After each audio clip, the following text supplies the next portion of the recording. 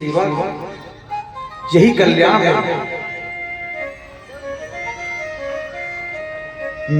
संतों ने कहा द्रौपदी से सुनो, अभी तुम्हारी मां जीवित है,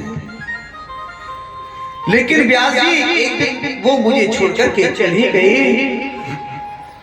जब वो मुझे छोड़कर के गई ना, मेरी मां ना आश्रम में संतों की गाय का दूध निकालने के लिए गई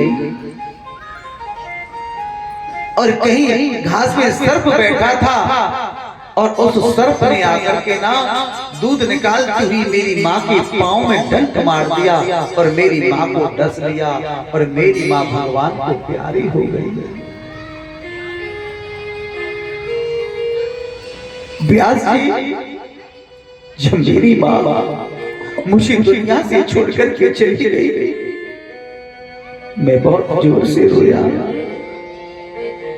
जोर जोर से रोया व्यास जी। लेकिन रोते रोते मेरी एक आंख में ठंडा आंसू और एक आंख में गर्म आंसू। क्यों? व्यास जी ने पूछा, ऐसा क्यों? व्यास जी, जब व्यक्ति खुशी में हंसता है ना, हंसते हंसते कभी उनकी आंखों में आंसू आ जाते हैं।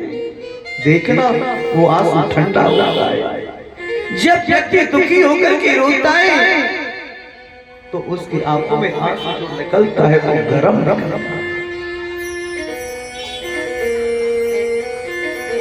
लेकिन व्यास जी मैं बहुत जोर से रोया।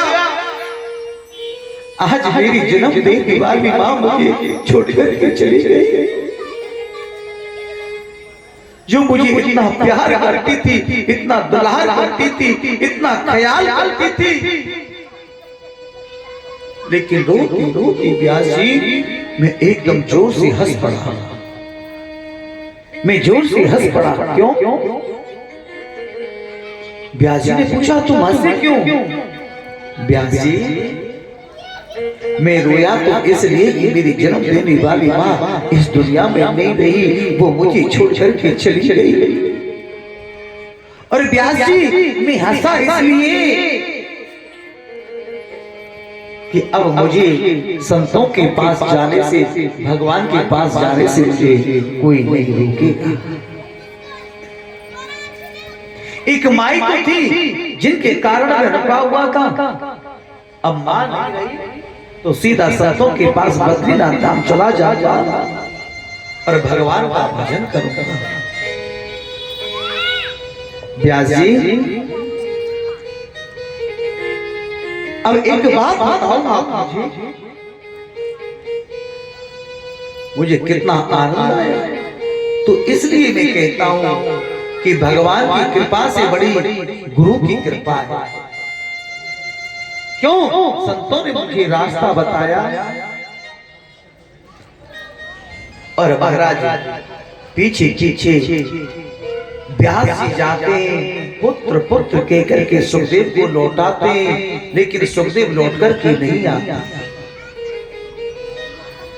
वृक्षों से आवाज आई, कुछ किशोरियां, कुछ स्त्री एक सरोवर में नग्न होकर के स्नान कर रही थी, निवस्त्र होकर के, और सुखदेव जी वहां से निकल गए। उन स्त्रियों को, उन नारियों को, उनको बिल्कुल भी लज्जा नहीं आई। पीछे पीछे जब व्यास जी महाराज जाने लगे तो उन स्त्रियों ने आकर के लालन पालन में अपने वस्त्रों को पहनने लगी। तो व्यास जी ने कहा, एक बात बताओ ए देवियों, मेरा सूर्यवंश का पुत्र यहाँ से निकल के गया, जब तुमको शर्म नहीं आई, जब तुमको लज्जा नहीं आई? अरे मैं तो बुढ़ा हूँ, बुजुर्ग हूँ, मैं तो तुम्हारे पिता तुल्य हूँ, मुझे देखकर के तुम इतना शर्मा गई, लज्जित हो गई, मुझे देखकर के तुम कपड़ों को पहनने लगे। स्त्रियों ने कहा, व्यास जी आप में और आपके पुत्र सुखदेव में एक यही तो अंतर है कि तुम कह रहे मैं बुढ़ा हूं और तुम स्त्री हो, तुम्हारे पुत्र सुखदेव के जीवन में तो इतना बड़ा त्याग है, उनको यही नहीं पता कि हम स्त्री हैं या वो पुरुष हैं। उनके सामने हम 1000 वस्त्र पहन लेना तो भी हम नग्न नहीं। जब सुखदेव ने अपने पुत्र के बारे में ऐसी बात सुनी तो बोले, क्या ऐसा वीतराग मेरे पुत्र का? इतना वीतराग संत है? बड़े खुश हुए। आज कुछ राजकुमारों को भेजा, जाओ मेरे सुखदेव को लौटा करके लाओ, जाकर के ये श्लोक सुनाना, जाकर के ये श्लोक सुनाना।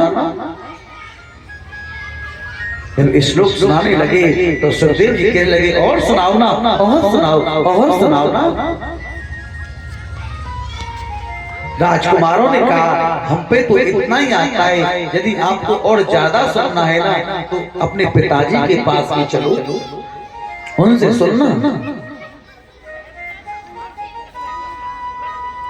लेकिन जब सुखदेव जी आए तो सुखदेव जी को जनकपुरी में जनक महाराज के पास भेज दिया और कहा कि सुखदेव की एक बार परीक्षा लेके देखना, इन्होंने राग द्वेष कपट छल छिद्र काम जीता है या नहीं जीता।